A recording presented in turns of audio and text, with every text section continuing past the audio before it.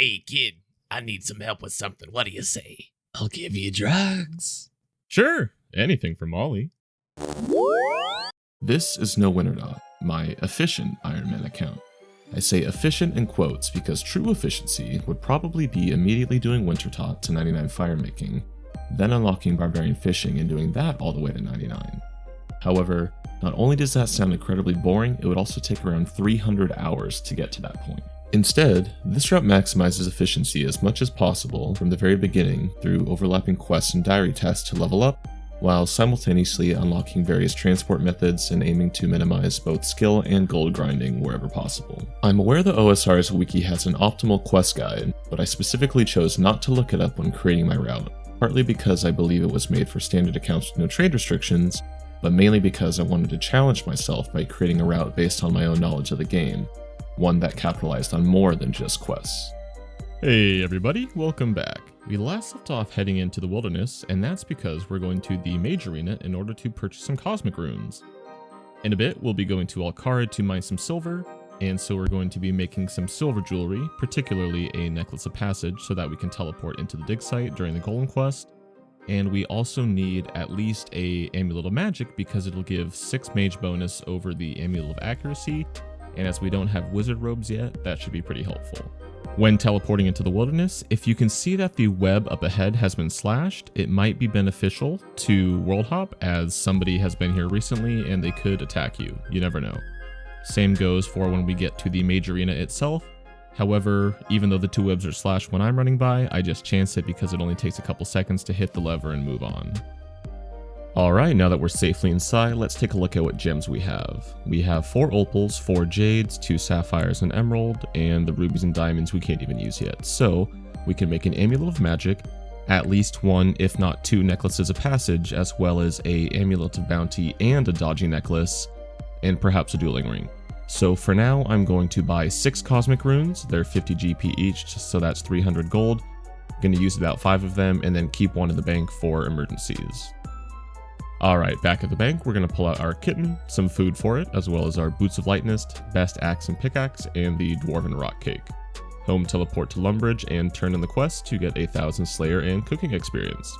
We need to get at least level 20 cooking by the time we do Ghost Ahoy, and since this quest currently gets us 19, we need all the cooking experience we can get. After that, go and take the canoe to the Champions Guild to continue Dragon Slayer, and then mine a full inventory of clay to turn into soft clay for some upcoming quests. Okay, so there's actually 2 options here. Option A is if I needed to make soft clay and or to purchase more strike runes, I would head to Varrock East Bank, make the soft clay, get the runes, and then pull out my pickaxe and boots of lightness, and then minigame teleport to Clan Wars, run north to Alkard Mine, and continue on with the route. Option B is if I didn't need strike runes and didn't need to make the soft clay, I could just use the Clan Wars teleport now. Either way, once we're ready, we're going to head to the Alkard Mine and fill our inventory with silver ore, world hopping each time.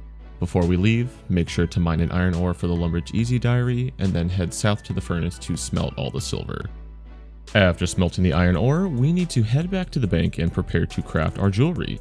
I ended up settling on a necklace of passage, an amulet of magic, a dodgy necklace, as well as an amulet of bounty. So we'll have a couple cosmic runes left over in case we need to make anything later on as well. Also, pull out the small fishing net as we'll need to head south of the bank to fish some anchovies for a Lumbridge Easy Diary task. Alright, now let's pull out our runes to enchant the jewelry and then prepare to do the golem quest. We are going to pull out our desert robes, necklace of passage, boots of lightness, arty cape, steel pickaxe, as well as a bird snare. And of course the soft clay and water skins, as well as some food.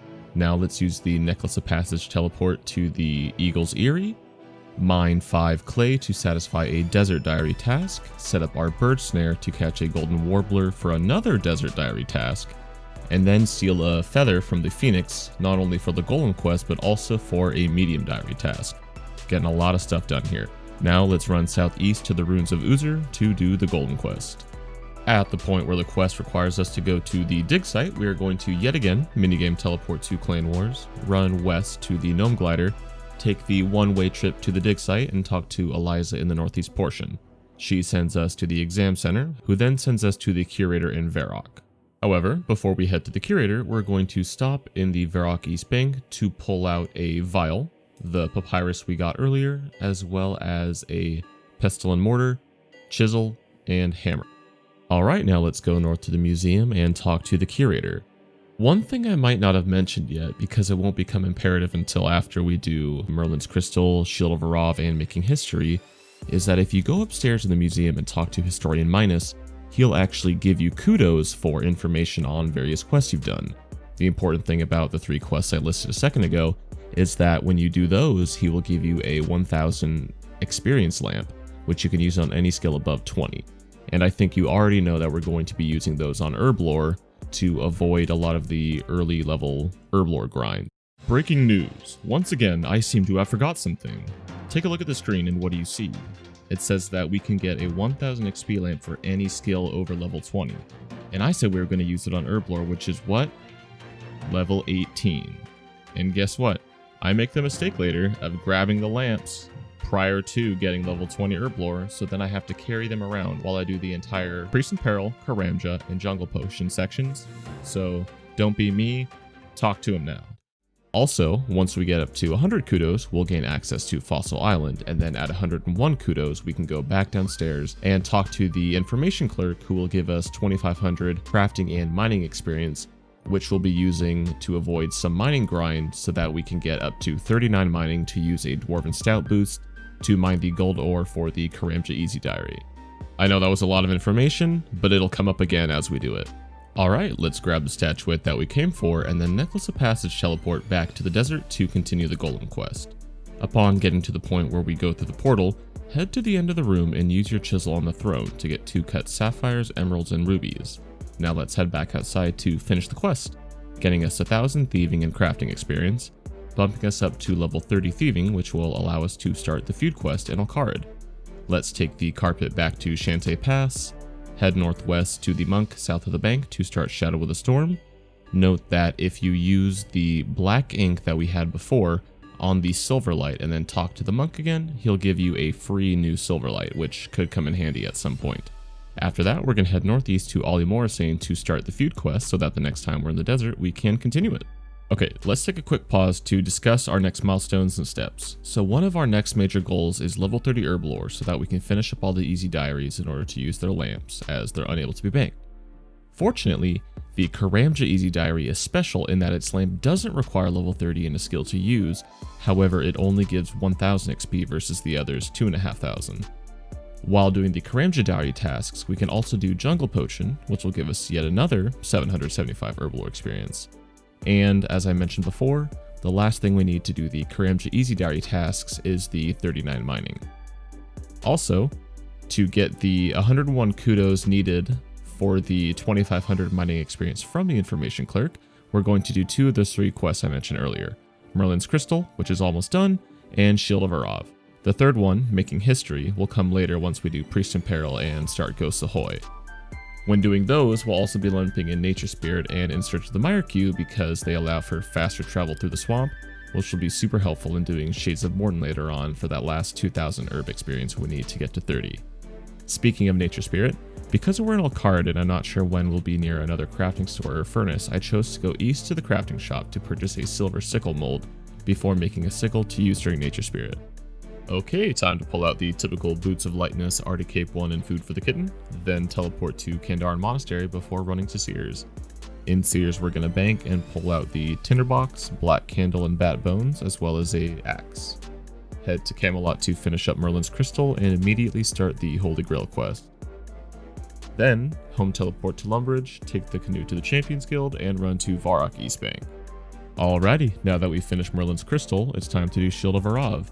The thing about Shield of Arav is it requires a partner, so it'll take a little bit of time to find one. Luckily, there's a clan chat called OSRS SOA that you can use to find a partner for Shield of Arav and Heroes Quest later on. In the meantime, while we search for a partner, we're going to pull out a pickaxe and go south to the rune shop to teleport to the essence mine to mine at least 100 rune essence. 50 of it we're going to use for the Priest in Peril quest, and the other 50 we're going to use for a little bit of leveling, some diary tasks, and a few miscellaneous uses. I mentioned before that we need level 13 runecraft to make a mud rune for the Eyes of Glyph request, and with everything I just mentioned, we'll still be over 500 experience away, so we could either mine more essence and run more inventories of earth runes, or after we finish Shield of Arav in a bit, we can go to the museum and clean some more finds to get another XP lamp. Remember, it only has a little over a 1% chance, but we'll also get some mithril and coal ore, dart tips, darts, arrow tips, jades, opals, and even some big bones. So it's a nice little bonus as well. We also need to get one more of those 10 kudo artifacts too. Because apparently everyone and their mother is a member of the Black Arm Gang, it took us a while to find a member of the Phoenix Gang for the quest. So I moved on to the museum to clean some finds. While paying attention to the chat, I noticed that you could actually make a decent amount of money for a free-to-play or a low-level account just by being a member of the Phoenix Gang. Some people were paying 50, 100, even one guy was paying 300k just to get done with the quest faster, so not a bad idea. Eventually I found somebody who luckily hadn't yet picked a gang, so once they saw my message they picked Phoenix, messaged me, and a few minutes later we turned in Shield of Arav, got our quest point and 600 GP.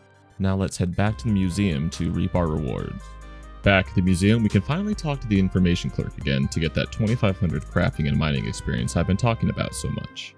We already have over 101 kudos because not only did I just get that last 10 kudo artifact I need, but earlier when we were at the museum for the Golem quest, I talked to Historian Minus and got kudos for the quest we've already done.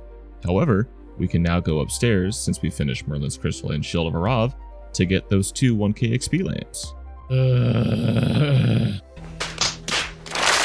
Unfortunately, I must bear this cross for a few hours. The worst part is it means I have to take an entire extra trip during Priest in Peril because I don't have enough inventory spaces to bring the rune essence in 2 trips, so it's a little note to myself to read my own route better in the future. As you can see, the first trip we had went pretty well.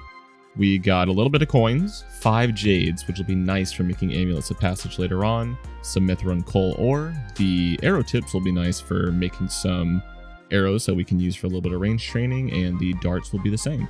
I'm going to do one more inventory, and if I get the lamp, that'll be great, and if I don't, I'll just mine the dang rune essence and go craft more runes.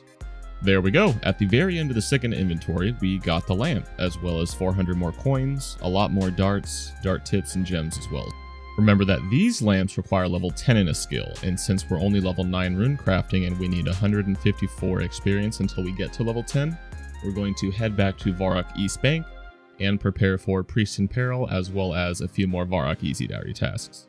Alright, so back at the bank, we've pulled out our armor and weapons and food to fight the Temple Guardian during Priest in Peril. We've got the Earth Talisman, as well as our small pouch from the Abyss mini quest, which we filled with runes. And then we're going to fill the rest of our inventory with runes so that we can make some runes for the Varrock Easy Diary, as well as for that little bit of extra rune crafting experience so we can use our lamp to get up to 13 rune crafting. We've also got an axe as well as coins because there's a couple tasks we need to do in the sawmill. Also, don't forget to bring a little bit of food for your cat. Now let's be on our way and get these tasks done. I want to thank everybody again for joining us on this journey. If you have any questions or comments, please feel free to let me know, and I'll see you next time. Have a good one.